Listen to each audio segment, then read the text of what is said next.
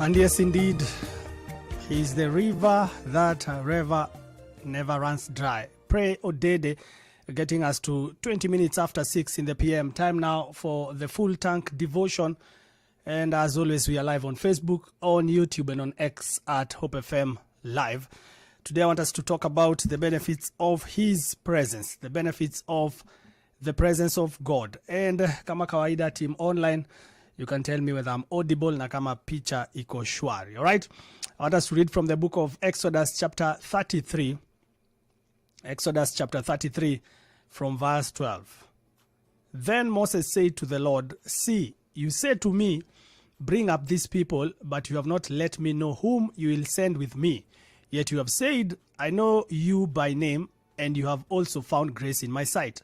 Now therefore I pray, if I have found grace in your sight, show me now your way, that I may know you, and that I may find grace in your sight, and consider that this nation is your people." And he said, "My presence will go with you, and I will give you rest." Then he said to him, "If your presence does not go with us, do not bring us up from here. For how then will it be known that your people and I have found grace in your sight, except you go with us? So we shall be separate, your people and I, from all the people who are upon the face of the earth." So the Lord said to Moses, "I will also do this thing that you have spoken, for you have found grace in my sight, and I know you by name." Asante sana Samuel Kago na Amy Musimbi Lumbasi wanasema loud and clear. Thank you so much. As we reflect on the benefits of the presence of God today, I'd love for us, first of all, to understand that Moses was in a kind of tricky situation because God is telling you to go back. Remember, Moses had been brought up in the Pharaoh's palace. So Moses is actually well known in the palace. He's actually well known by the king of Egypt. However, he's being told by God, "I want you to actually go and set my people free from the bondage of the Egyptians." And he says, "You said to me, bring up these people, but you have not let me know whom you will send with me." I really love that.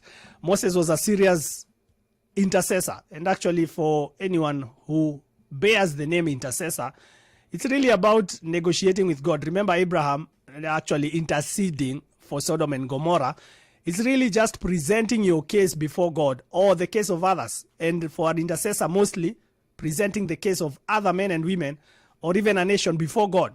So Moses is here and asking God, "You have not let me know whom you will send with me." So Moses is basically telling God, "Unaniambia I go and deliver Israelites from Egypt, but you're not telling me what backup do I have?" And God says in verse 14, "My presence will go with you, and I will give you rest."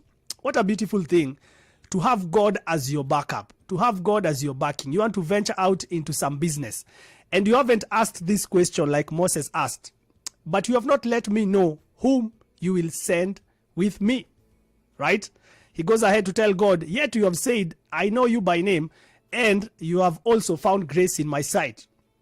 Before I even get to the benefits of his presence, let's have that, attitude of really being real with God. God is a father. I know most of us have had God painted as this, serious headmaster in heaven, watching out, for you to mess up and then seriously beat you up.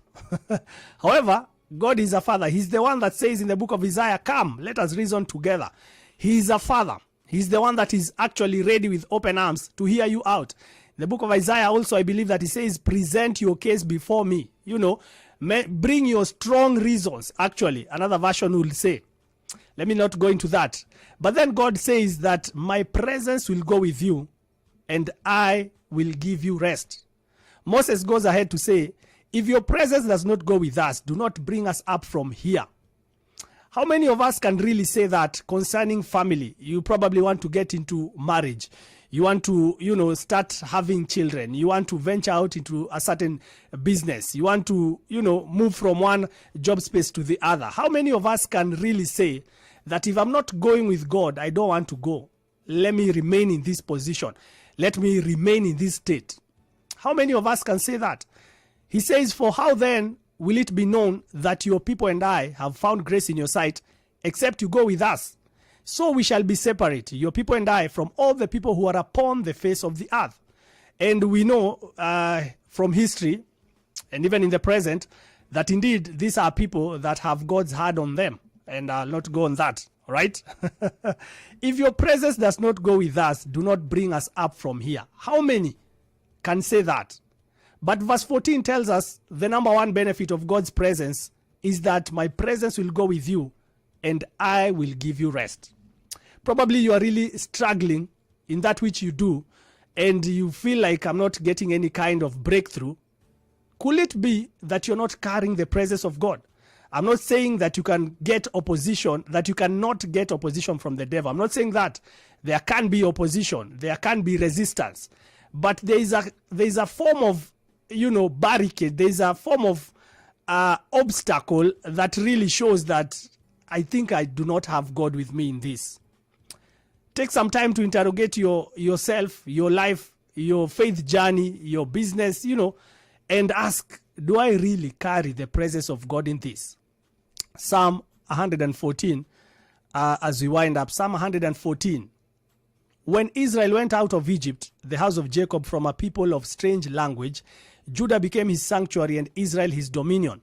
The sea saw it and fled. Jordan turned back. The mountains skipped like rams, the little hills like lambs. What ails you, O sea, that you fled?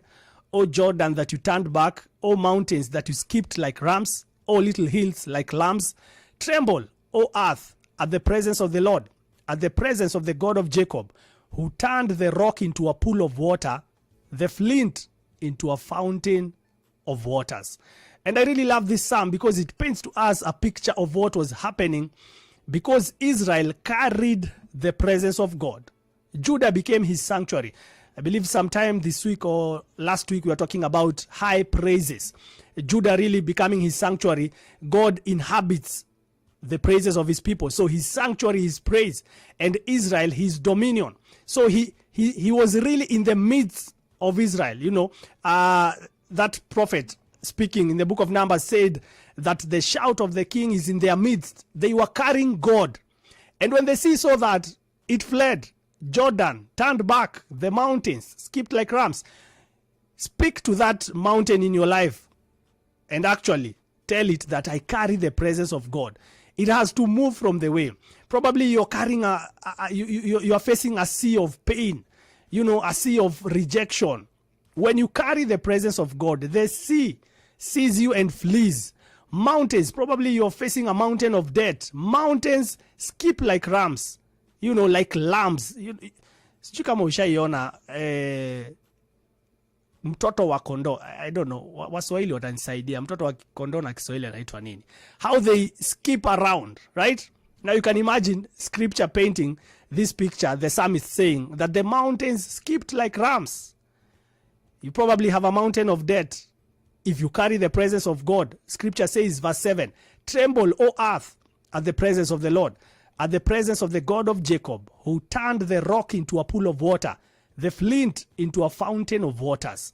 Probably there is a sea, of jealous men and women round about you, and they are throwing arrows of wicked words. The sea saw Israel and fled. Why? Because they were carrying the presence of God. Another benefit of the presence of God is that obstacles give way, right? Hindrances cannot stand in your way because you carry the presence of God. Allow me to end it there. When I come back, we'll be praying together. You can send in your prayer requests on WhatsApp 0717 400 555 or on text 20933. You can also actually send in a prayer request for salvation, that you want to give your life to Christ or you want to come back to the family of God. This is Full Tank on route here to the coolest and safest route home. Unasikiza Hope FM, where you listen and live.